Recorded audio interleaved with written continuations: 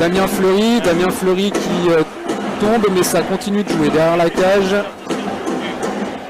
Rouyainen de l'autre côté pour Lavoie qui temporise. Rouyainen, il va chercher un shoot et l'ouverture du score. Et oui, il était masqué, Victor Baudin sur ce tir de Rouyainen.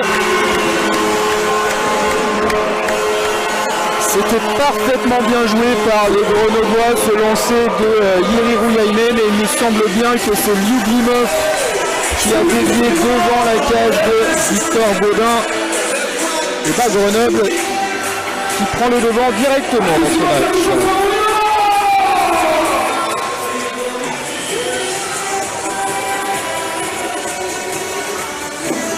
Un lancer de la bleue de Rouyainen. Et sur le premier tir, allez, il faut la sortir. On va récupérer tout de suite par Copila.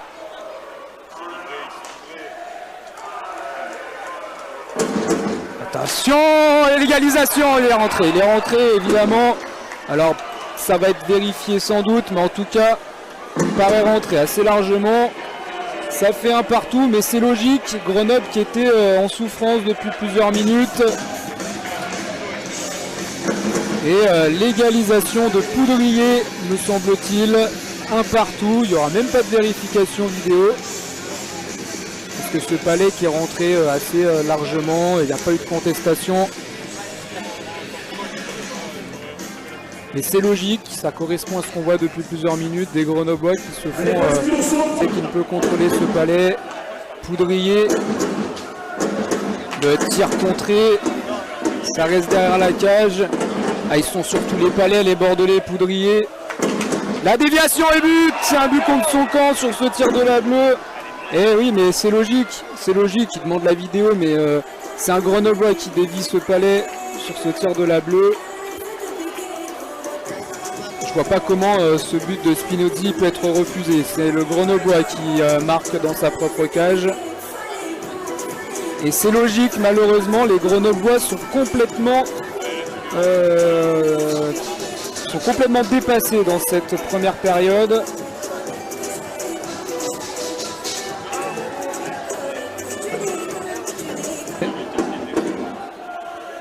Palais qui passe au-dessus de la cage de Baudin, ça va être sorti par les Bordelais tranquillement et ça va offrir même un contre, un face-à-face et l'arrêt de Garnier, mais ça fait 3-1. Les Bordelais qui prennent 2 buts d'avance sur cette à 16 secondes de la fin de cette première période. Enzo Cari qui prend le rebond, 3-1 et malheureusement c'est complètement logique.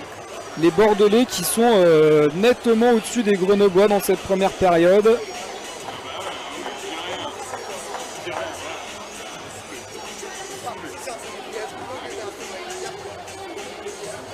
Et Grenoble qui va donc courir après le score. 2 buts de retard au moment de rejoindre les vestiaires. L'engagement qui va être joué, c'est Enzo Cari qui a inscrit ce 3e champ, qui s'était projeté. Le contre avec Rambello. Ça passe au-dessus. Allez, de nouveau avec Deschamps.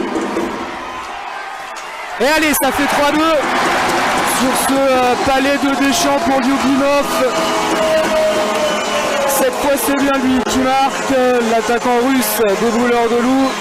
Et Grenoble qui depuis quelques minutes semblait un peu mieux.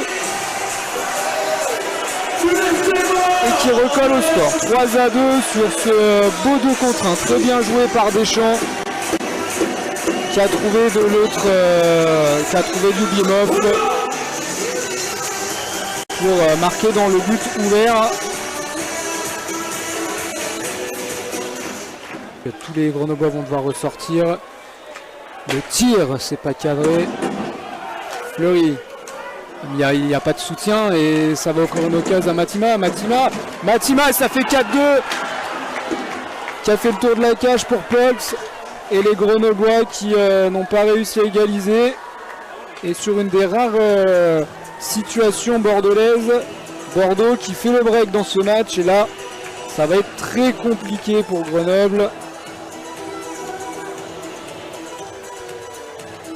se retrouve mené de 2 buts. Sur un beau travail de Matima après un palais perdu.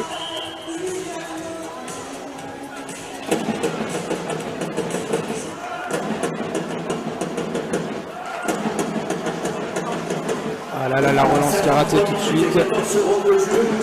Attention. Alors Garnier qui va sortir de son but. Là il reste une 28. Garnier qui est sorti, là ça va faire 5-2. Parce que ouais, tout de suite les Bordelais qui ont récupéré le palais.